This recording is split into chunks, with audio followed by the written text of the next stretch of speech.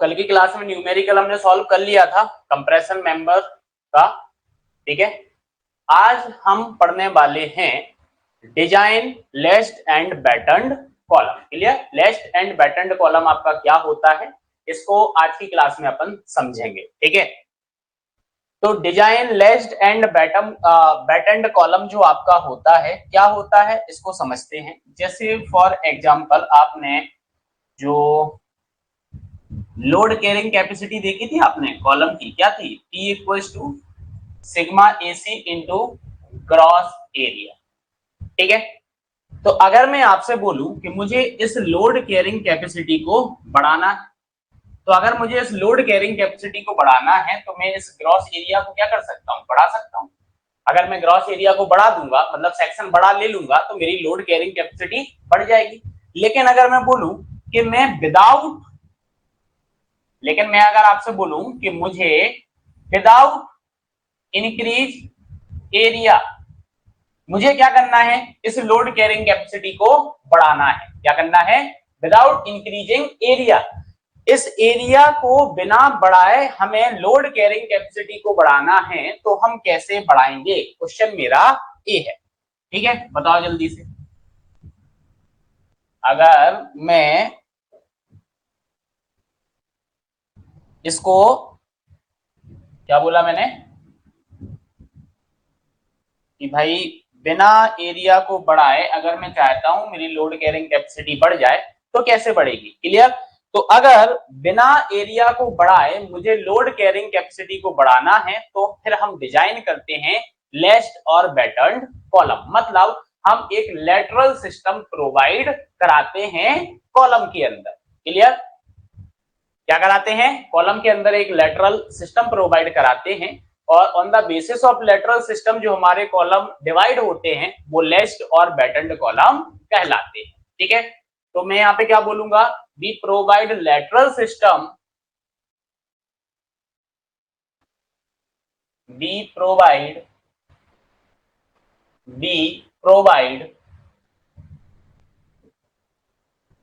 Lateral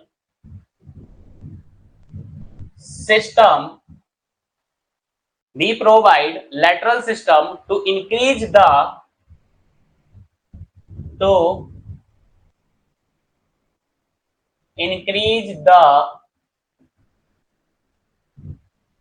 load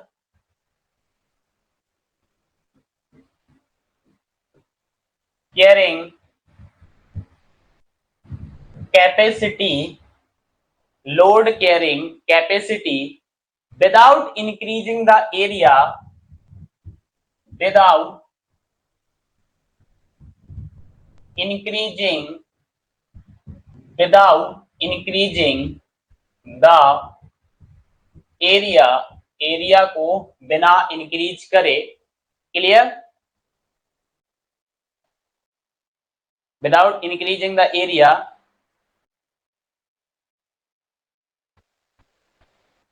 ठीक है, without increasing the area for the spacing S,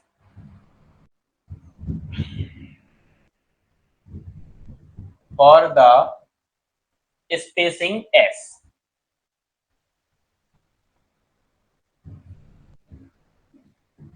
ठीक है। कॉम्बिनेशन पढ़ा था उन दोनों के बीच में, आपने स्पेसिंग एस रखी हुई थी। क्लियर? अब देखो नेक्स्ट, बाय प्रोवाइडिंग हम क्या प्रोवाइड करा रहे हैं? By providing more area far from the CG, more area far from the CG, far from the CG which increase R minimum, जो क्या करेगा? R minimum को बढ़ाएगा। which increase R minimum, R minimum मतलब minimum radius of gyration, R minimum को बढ़ाएगा। and ultimately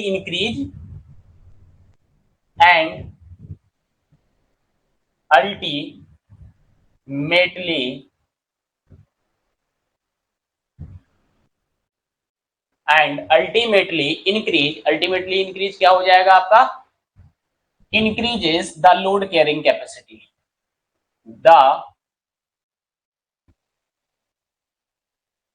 load carrying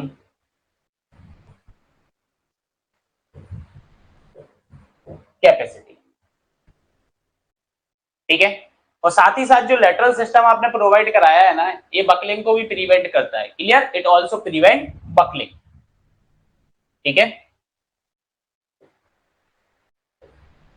it also prevent buckling, ये buckling को भी प्रिवेंट करता है। ठीक है, ऑन दिस बेसिस कॉलम आपके दो टाइप के होते हैं। ठीक है,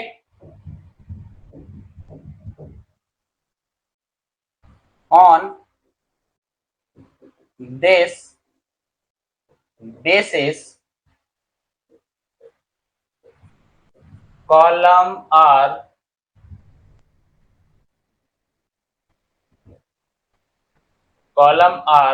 two types, column are two types. Clear, पहला कॉलम जो आपका होता है lashed column,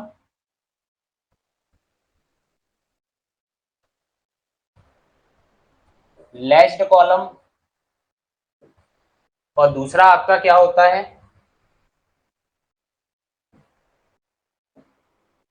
बैटेंड column.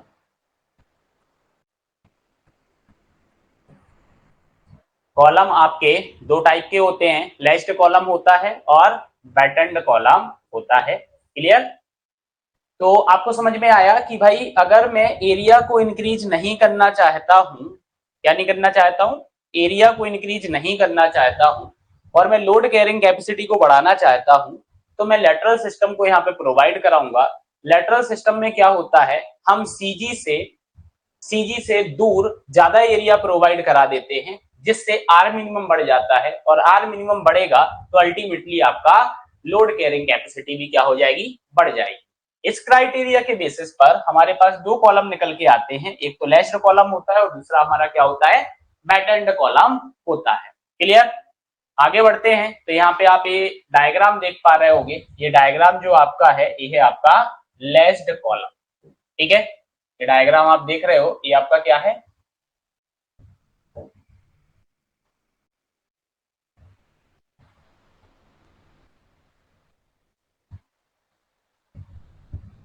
Lashed column का ये आपका डायग्राम है यहाँ पे। ठीक है, अब ये वाला जो आप डायग्राम देख रहे हो, इसमें सिंगल लेसिंग आपकी लगी हुई है। ठीक है, क्या लगी हुई है आपकी, सिंगल लेसिंग यहाँ पे लगी हुई है। ठीक है, और लेसिंग जो आपका होता है ना, वो इंक्लाइंड मेंबर आपका होता है, इंक्लाइंड मेंबर आप कनेक्ट करते हो। ठीक है, और ये आप देख रहे हो यहाँ पे डबल लेसिंग सिस्टम आपका है। ठीक है, that is the single lacing system और that is the double lacing system. 3D में आप यहाँ पे देख सकते हो। ठीक है, इस टाइप से आपने ये डबल लेसिंग यहाँ पर बना के रखी हुई है। ठीक है, तो ये आपका लेसिंग सिस्टम होता है। नेक्स्ट अगर मैं बात करूं तो ये आपका कौन सा कॉलम है, ये आपका बैटेंड कॉलम।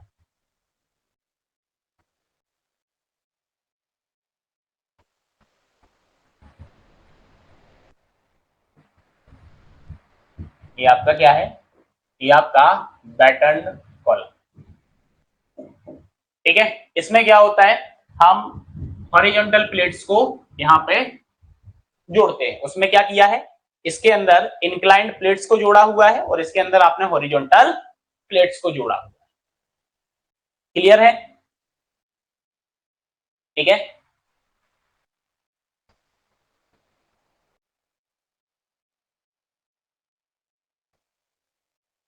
यहां तक क्लियर। चलो, आपको जनरल पॉइंट है वो आप लोगों को याद रखने हैं। ठीक है, जनरल पॉइंट की यहाँ पे अगर मैं बात करूं तो सबसे पहला जो पॉइंट आपका आता है वो आता है इफेक्टिव लेंथ के लिए। ठीक है, इफेक्टिव लेंथ। ठीक है, पहला जो पॉइंट आपका है वो है आपका इफेक्टिव लेंथ के लिए। और इफेक्टिव लेंथ के लिए क्या पॉइंट आपका है, देखो जो आपने कॉलम पढ़ा था, कॉलम के अंदर जो इफेक्टिव लेंथ का आपने क्राइटेरिया पढ़ा था वो एग्जैक्टली आपका वैलिड होता है लेस्ड कॉलम के लिए। लेकिन जब हम बैटेंड कॉलम की बात करते हैं तो वो जो इफेक्टिव लेंथ का आपका क्राइटेरिया होता है ना, वो आप 10% इंक्रीज कर देते हो। क्या कर देते हो, आप 10% इंक्रीज कर देते हो। ठीक है, ठीक है। तो यहां पे अपन लिख लेते हैं कि the criteria of effective length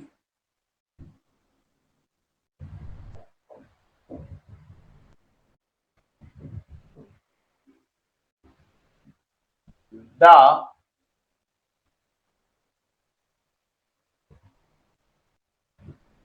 criteria of effective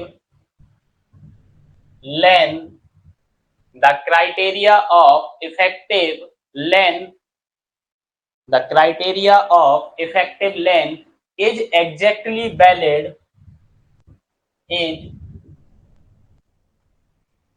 exactly valid, clear, exactly valid for last column, for last column।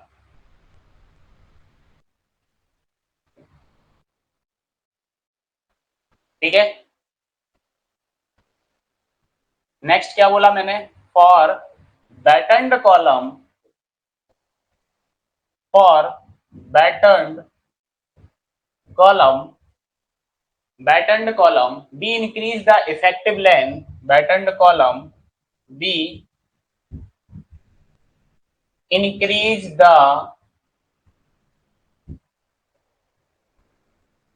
Effective length. हम बैटन्ड कॉलम में जो इफेक्टिव लेंथ होता है उसको कितना इंक्रीज करते हैं, लेंथ, इफेक्टिव लेंथ बाई 10%। हम 10% उसको इंक्रीज कर देंगे बैटन्ड कॉलम के अंदर। ठीक है, बैटन्ड कॉलम में हम क्या कर देंगे, उसको इंक्रीज कर देंगे। ठीक है, नेक्स्ट अगर मैं यहां पे आपको पॉइंट बोलूं तो आपने देखा होगा कि जब हम लेसिंग की बात करते हैं तो यहाँ पे जो आर वाई वाई और आर एक्स एक्स देखा है ना, तो लेसिंग कॉलम के अंदर आर वाई वाई जो आपका होता है वो आर एक्स एक्स के कंपेरिजन में थोड़ा सा ज्यादा आपका होता है। ठीक है, तो इन लेसिंग, इन लेसिंग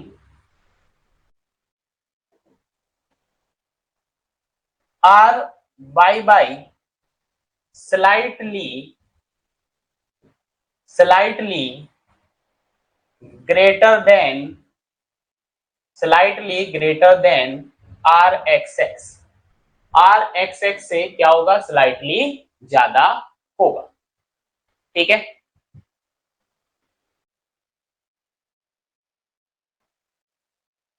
ठीक है।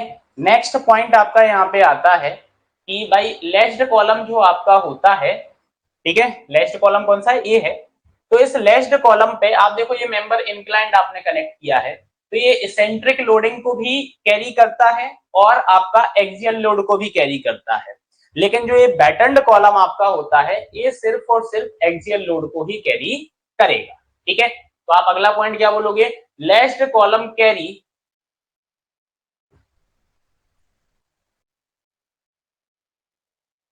लेस्ड column carry, लेस्ड column carry eccentric and axial,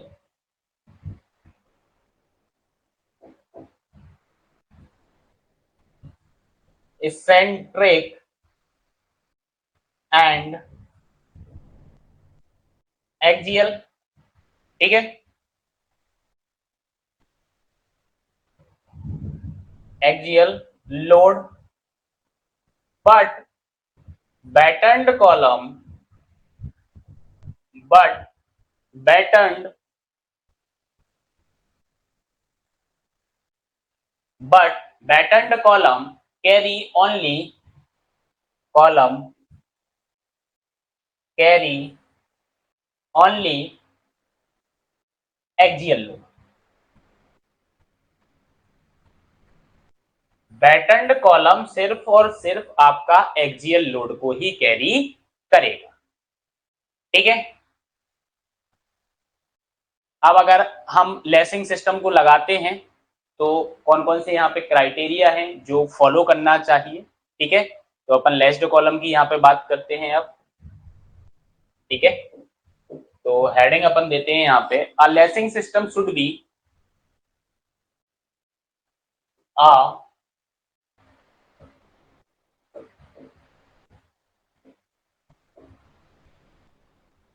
a lacing system should be fulfill the following criteria, should be fulfill the following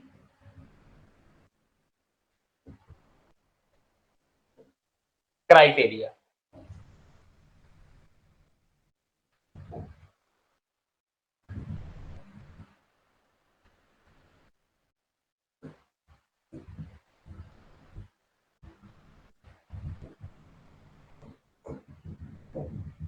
कौन कौन सा क्राइटेरिया है जो फुलफिल करना चाहिए। ठीक है, सबसे पहले जो ये लेसिंग सिस्टम आपने यहाँ पे बनाया हुआ है, throughout the column height क्या होना चाहिए, यूनिफॉर्म होना चाहिए। मतलब कि लेंथ हो गया, थिकनेस हो गया, विड्थ हो गया, इंक्लाइनेशन हो गया, हर एक चीज आपका क्या होना चाहिए, इसका कांस्टेंट होना चाहिए। क्लियर, हर एक चीज क्या होना चाहिए, कांस्टेंट यहां पर होना चाहिए। तो आप क्या बोलोगे, lacing system should be uniform. पहला पॉइंट क्या हो जाएगा,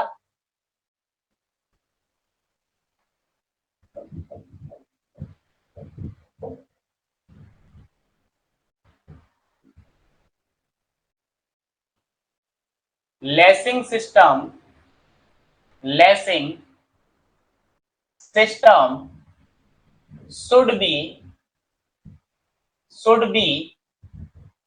uniform, lacing system should be uniform throughout the uniform throughout the height of column। Throughout the height of column आपका यूनिफॉर्म होना चाहिए। इसका मतलब होता है such that height, width, clear, and inclination of lacing एंड inclination of lacing, inclination of lacing should be constant, should be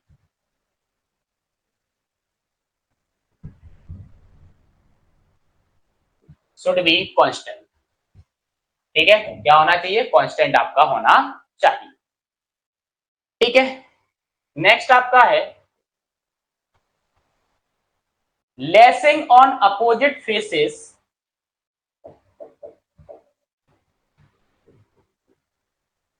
lacing on opposite faces should be mirror image, should be mirror image. मतलब opposite face पर आपकी lacing का क्या होना चाहिए, mirror image बनना चाहिए। क्या होना चाहिए, मिरर इमेज आपका बनना चाहिए। मिरर इमेज देखो आपका किस टाइप से बनेगा, यहाँ पे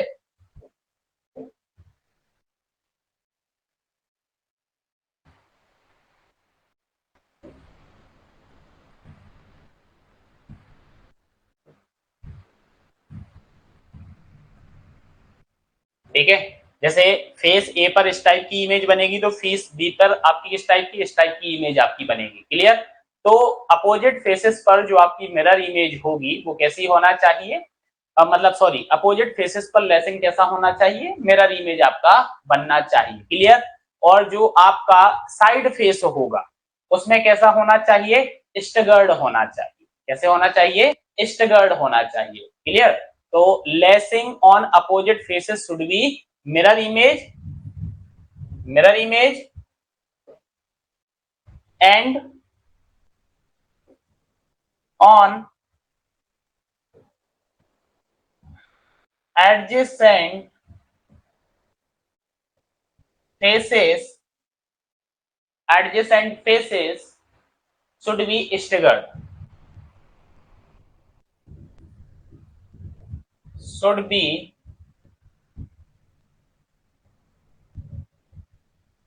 staggered। ठीक है। एडजेसेंट फेसेस पर कैसा होना चाहिए, स्टगर्ड आपका होना चाहिए। ठीक है। क्लियर दोनों पॉइंट। ये क्राइटेरिया है जो ये लेसिंग सिस्टम को फुलफिल करना है। ठीक है। दो क्राइटेरिया आपने देख लिए यहाँ पे। ठीक है। नेक्स्ट आता है आपका, for a individual member of a column, for a for a individual member of column, member of column, the slenderness ratio between the slenderness ratio between intermediate connection between intermediate connection intermediate connection should be as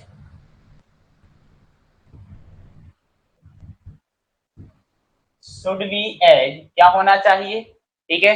तो देखो slenderness ratio की बात कर रहा है तो सी upon are minimum, और are minimum आपका किसी इंडिविजुअल का आएगा तो यहाँ पे मैंने बल लिख दिया है। ठीक है।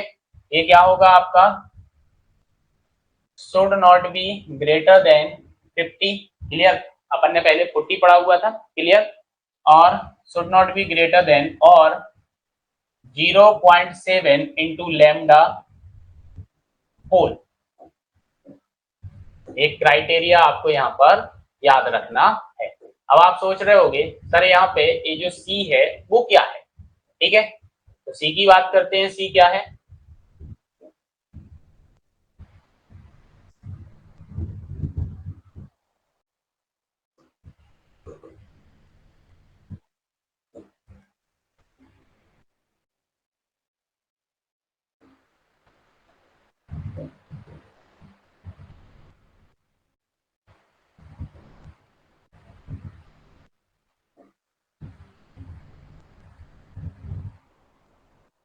आप ये फिगर यहाँ पे देखो। ठीक है। यहाँ पे आप एक चीज देखो कि ये आपके मैंने क्या किए हुए हैं,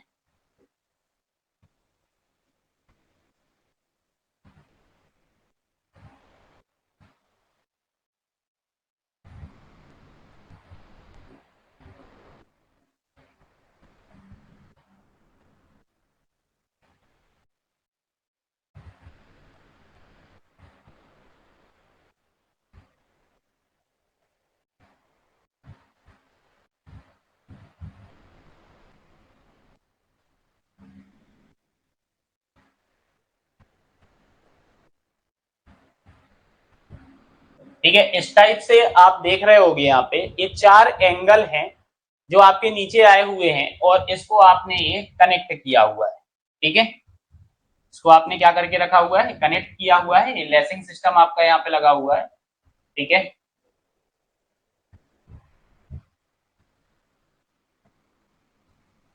ठीक है, ये क्या देखा आपने, लेसिंग सिस्टम यहाँ पे देखा हुआ है। ठीक है, ये लेसिंग सिस्टम आपका है। तो यहाँ पर आप देखोगे ये जो दो लेसिंग आपकी हैं, ठीक है, आपका क्या है, ये जो दो लेसिंग आपकी हैं, जैसे यहाँ पे मैं मार्क कर रहा हूं, एक हो गया आपका ये,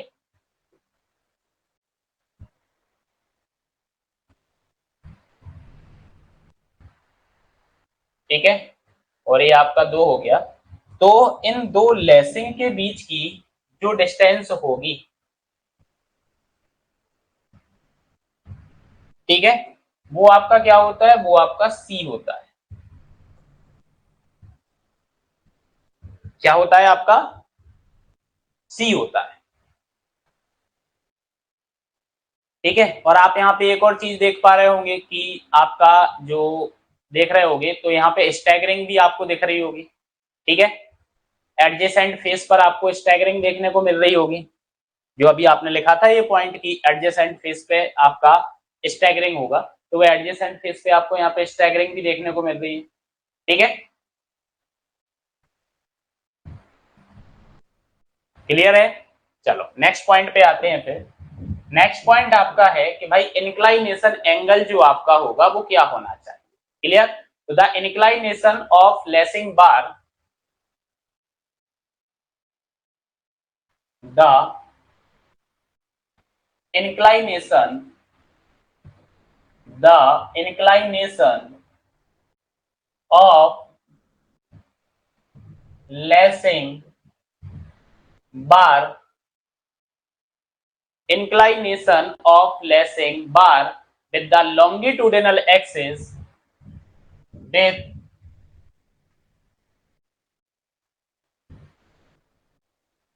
longitudinal axis of of column should be between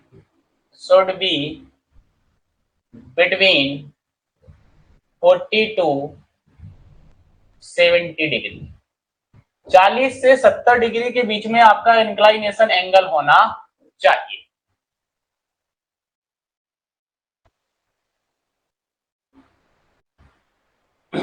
ठीक है, कितना होना चाहिए, लॉन्गिट्यूडिनल एक्सिस के साथ आपका 40 से 70 डिग्री के बीच में आपको इंक्लाइनेशन एंगल होना चाहिए। ठीक है, देखते हैं।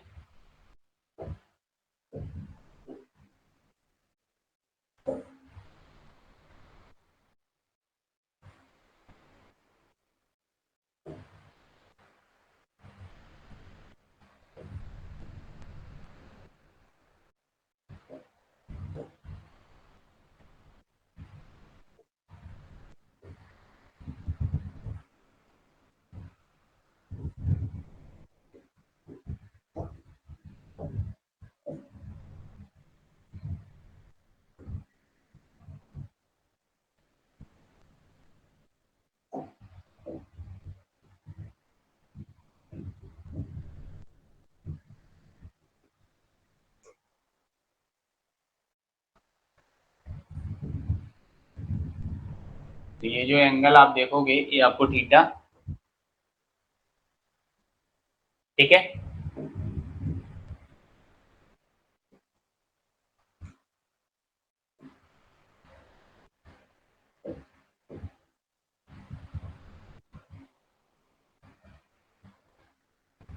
ठीक है, ये थीटा, और थीटा का जो क्राइटेरिया अभी आपने देखा, जो थीटा आपका होगा वो आपका क्या होगा,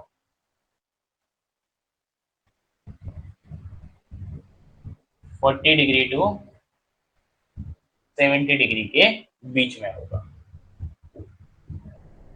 that is the single lacing और that is the double lacing. ठीक है,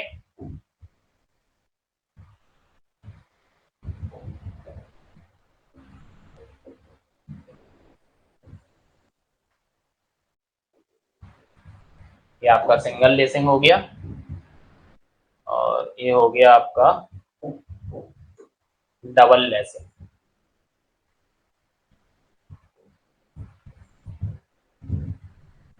ये आपका क्या हो गया है, ये आपका डबल लेसिंग हो गया है।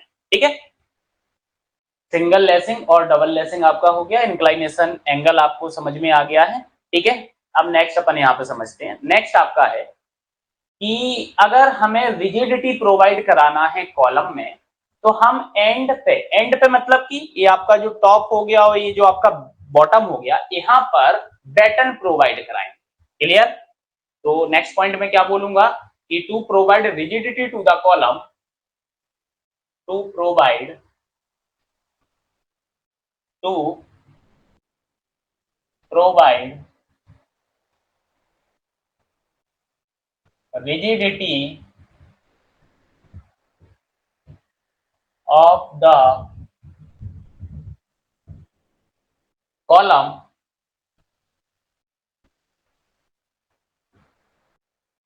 rigidity to the column आएगा, rigidity to the column, B provide end batten, B provide and battens, to provide and battens at the top and bottom, at the top and bottom।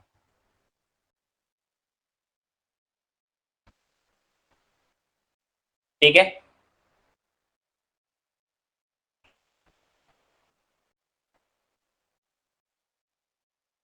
तो देखो अपन provide कराते हैं, तो कोई diagram है क्या, ये ले लेते हैं।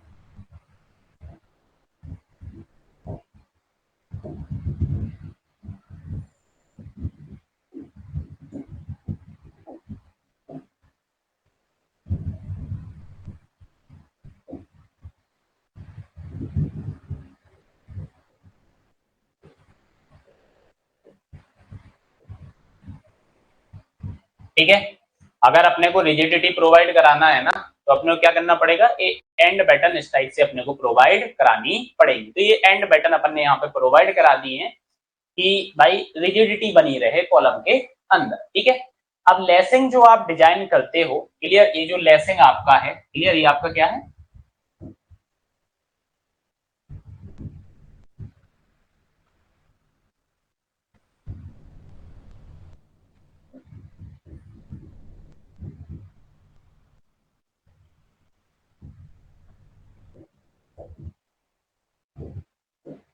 ये आपका क्या है, ये आपका लेसिंग है। तो ये जो लेसिंग आपका है, इस लेसिंग को आप किसके लिए डिजाइन करते हो, तो लेसिंग को आप डिजाइन करते हो शियर फोर्स के लिए। क्लियर, जो आपका किसकी वजह से आएगा, बेंडिंग हो गया, लेटरल लोडिंग हो गया, इंसिडेंटल इसेंट्रिसिटी हो गया, तो इन सब की वजह से जो शियर फोर्स इसके अंदर जनरेट होगा, उसके लिए आप इस लेसिंग सिस्टम को क्या करते हो, डिजाइन करते हो। ठीक है, तो आप नेक्स्ट पॉइंट क्या बोलोगे, आप नेक्स्ट पॉइंट बोलोगे लेसिंग सिस्टम या lacing should be design for,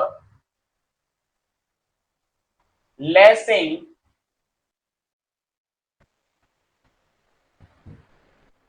should be designed for इसके लिए shear force in the column,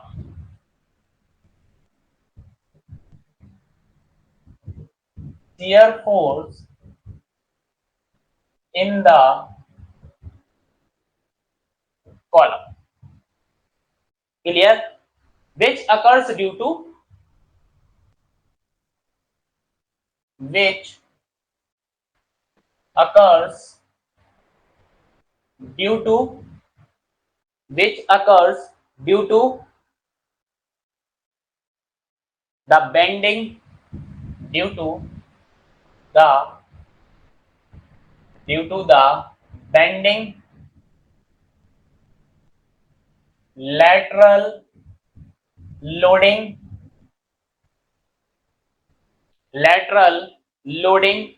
or incidental eccentricity or incidental eccentricity,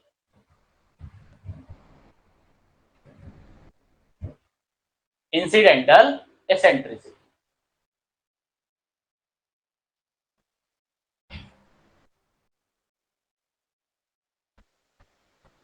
ठीक है। तो अब शियर फोर्स के लिए आप डिजाइन कर रहे हो तो जो ट्रांसवर्स शियर की वैल्यू आपकी आएगी वो वैल्यू आपको कितना लेना पड़ेगा, तो आप यहां पे लिखोगे transverse shear is taken as transverse shear is taken as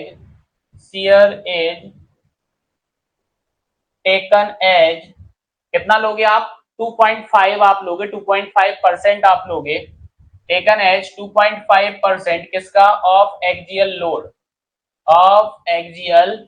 ये पॉइंट आप याद रखना, ये डायरेक्टली आपके एग्जाम में पूछ लिया जाता है कि आप ट्रांसवर्स शियर कितना लोगे, आप 2.5% ऑफ एक्सियल लोड लेते हो, clear, axial load on column,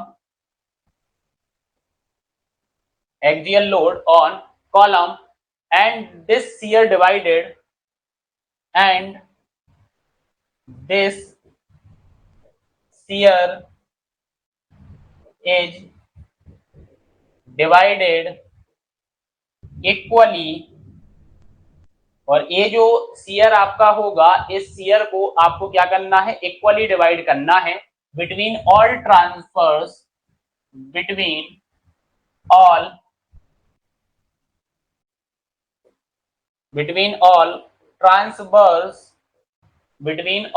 transverse lacing system in parallel plane, transverse lacing system in parallel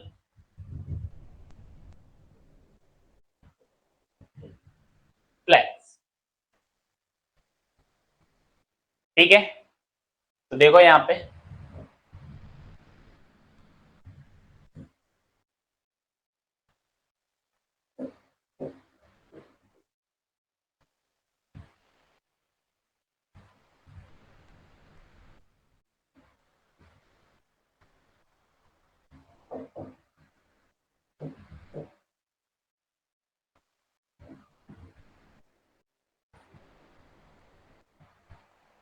ठीक है, लेसिंग की अगर मैं बात करूं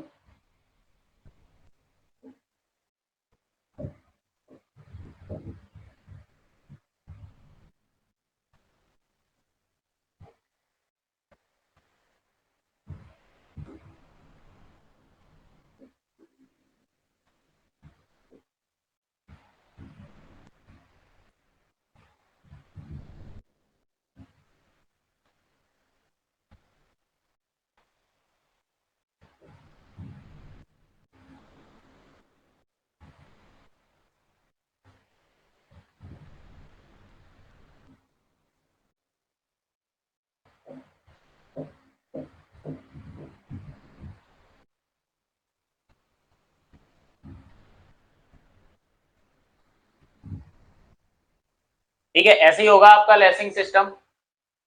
हाँ, नेक्स्ट।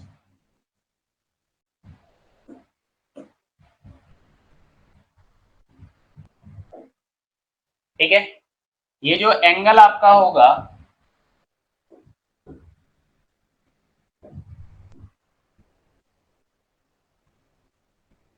ठीक है, ये आपका होगा थीटा। ठीक है,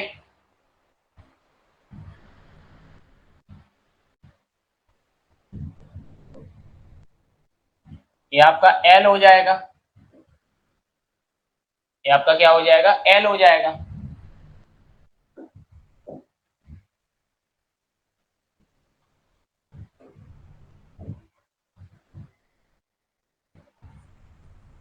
और ये आपका क्या हो जाएगा, थीटा हो जाएगा। सीयर की अगर मैं बात करूं तो सीयर आपका कैसा, ये आपका सीयर हो रहा होगा, दैट इज द वी। ये आपका ट्रांसवर्स सीयर हो गया। तो मैंने क्या बोला, ट्रांसवर्स सीयर जो आपका रहेगा वो आपको क्या कर देना है, इक्वली डिस्ट्रीब्यूट कर देना। क्या करना है, इक्वली आपको डिस्ट्रीब्यूट कर देना, जितने भी आपके ट्रांसवर्स मेंबर हैं उन सभी पे आपको क्या करना है, इक्वली आपको डिस्ट्रीब्यूट कर देना। इक्वली अगर आप डिस्ट्रीब्यूट की बात करते हो, इक्वली अगर डिस्ट्रीब्यूट की बात करते हो, तो ये जो v आपका सीयर है, ये आपका क्या हो जाएगा, ये आ जाएगा f इक्वल्स टू v/2 हो जाएगा यहाँ पे। और यहाँ साइड भी आपका क्या हो जाएगा, हाँ हो जाएगा ना, v/2 आपका हो जाएगा। और यहाँ पे भी आप डिवाइड कर दोगे सारे ट्रांसवर्स मेंबर पर। ठीक है, तो इक्वली आपने डिस्ट्रीब्यूट यहाँ पे कर दिया। ठीक है, तो आप यहाँ पे एक चीज देखो कि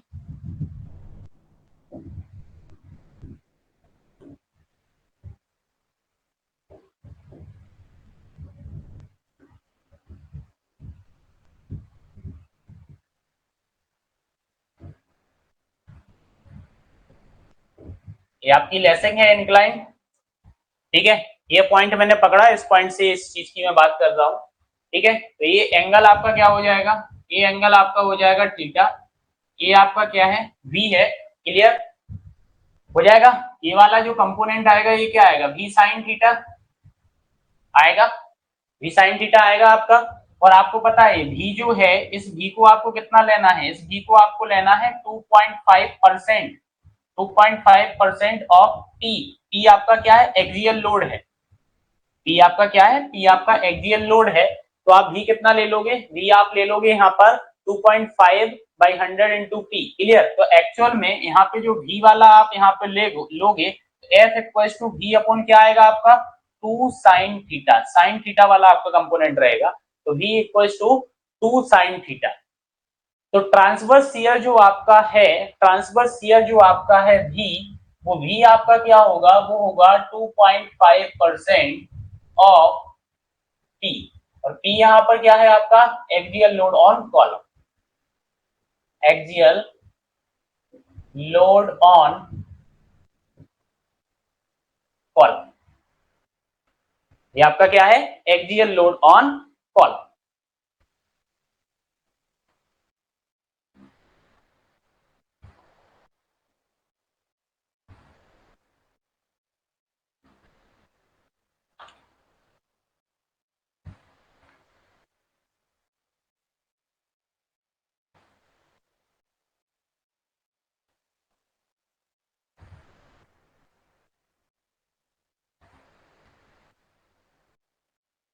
ठीक है, नेक्स्ट पॉइंट आपका आता है इफेक्टिव लेंथ ऑफ लेसिंग के लिए।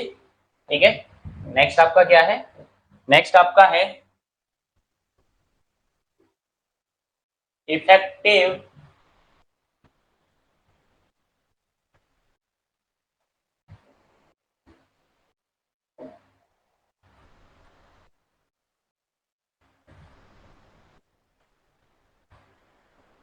Effective length of lacing.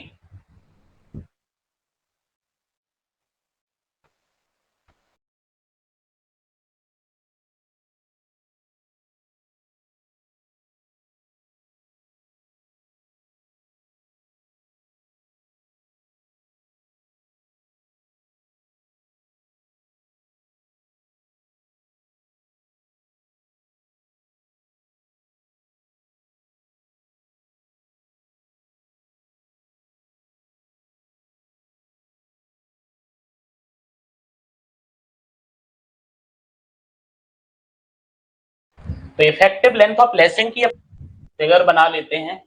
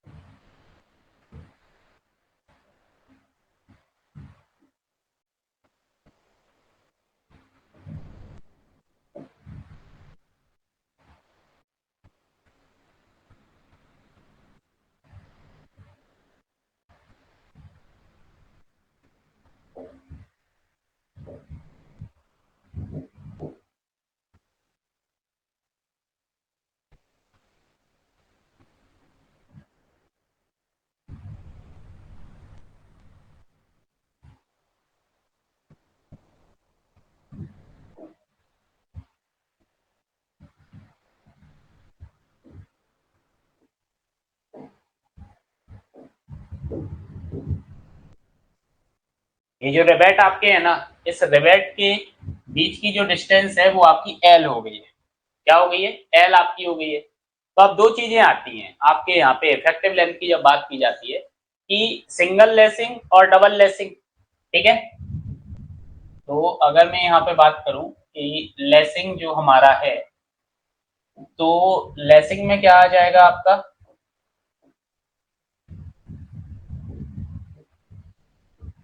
Lacing में आ जाएगा, एक तो सिंगल लेसिंग की हम बात करें, और दूसरा हमारा क्या आ जाएगा? Double lacing.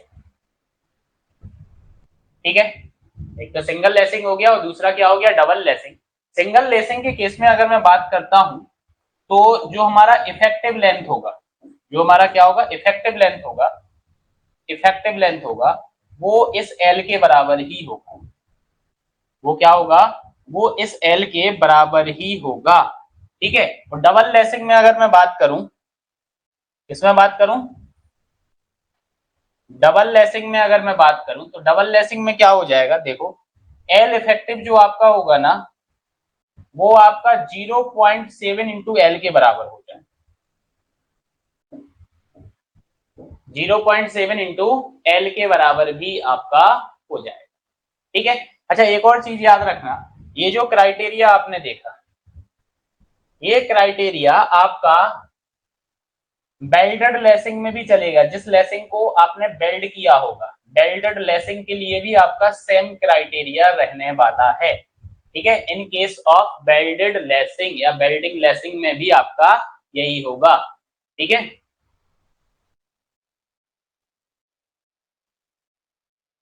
और ये जो एल आपका रहेगा, ये क्या रहेगा? डिस्टेंस बिटवीन द रिवेट और belt.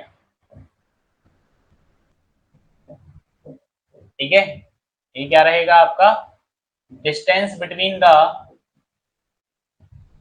Distance between the rivet और belt. Distance between the rivet और बेल्ट, ये क्राइटेरिया आपका हो गया है इफेक्टिव लेंथ ऑफ लेसिंग का। क्लियर? याद रखना इस क्राइटेरिया को कि इफेक्टिव लेंथ ऑफ लेसिंग हमारा क्या होगा? ये होने वाला है।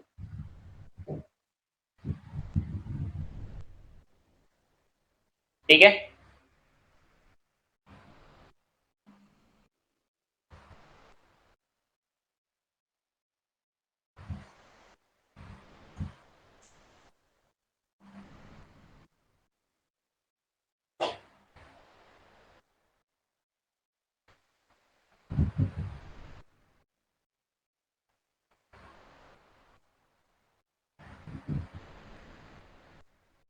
नेक्स्ट है आपका मैक्सिमम स्लेंडरनेस रेशियो।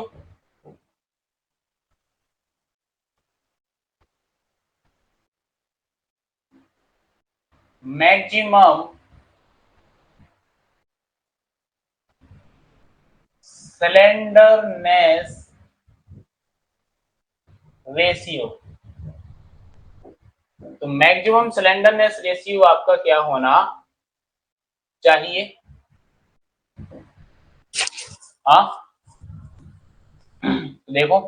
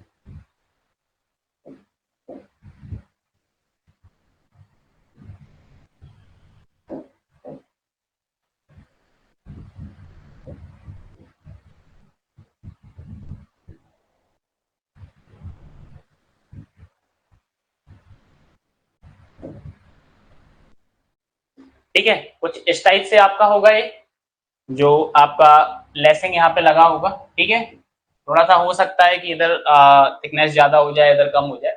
ठीक है, तो देखो यहाँ पे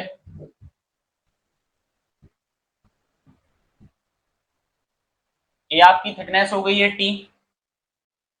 ठीक है, ये आपने विड्थ ले ली है बी। ठीक है, यही होगा ना, मतलब ये आपकी थिकनेस हो जाएगी, ये आपकी क्या हो जाएगी, ये आपकी विड्थ हो जाएगी। ठीक है, तो अगर मैं बोलूं इस लेसिंग बार, ठीक है, इस लेसिंग बार के लिए मुझे मैक्सिमम स्लेंडरनेस रेशियो निकालना है। तो मैक्सिमम स्लेंडरनेस रेशियो हमारा क्या होगा, सबसे पहले तो वो देखो, वो होगा हमारा lambda max equals to L effective divide by R minimum, यही होगा, यही होगा। तो यहाँ पे अगर मैं आपसे बात करूं आर मिनिमम की, तो आर मिनिमम आपका क्या हो जाएगा, ये आपका होगा I minimum divide by area, होगा, यही होगा। अच्छा, आई मिनिमम की अगर मैं बात करूं यहां पर, तो B into T cube by 12 आ जाएगा आपका, यही होता है आपका। तो आर मिनिमम आपका क्या हो जाएगा, आर मिनिमम आपका हो जाएगा क्या, बी टी क्यूब अपॉन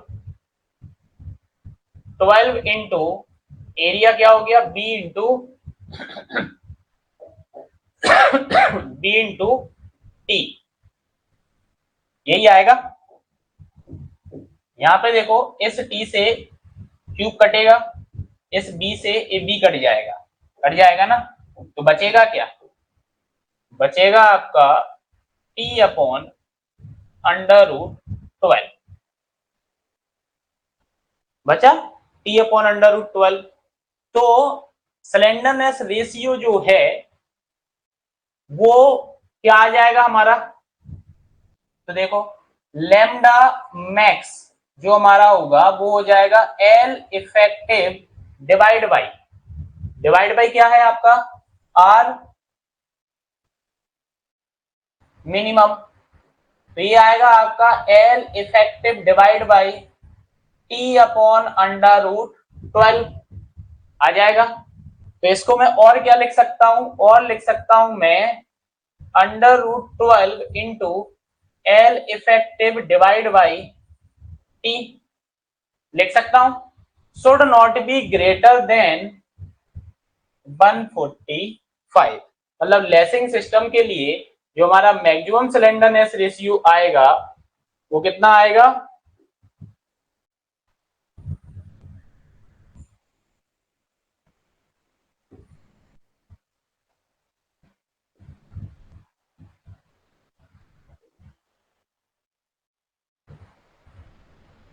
145, ठीक है।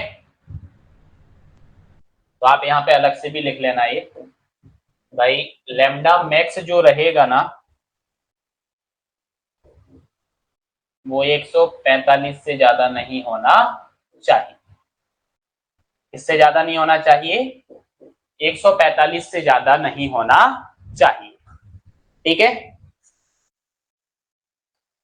तो इसके आगे का अपन नेक्स्ट क्लास में कंटिन्यू करेंगे, ठीक है। जो भी अभी क्राइटेरिया बचे हुए हैं उसको अपन नेक्स्ट क्लास के अंदर कंप्लीट करेंगे। अगर इसमें कोई डाउट हो तो आप मुझसे व्हाट्सएप पे पूछ लेना, और बाकी आप क्वेश्चंस की प्रैक्टिस करते रहें, ठीक है।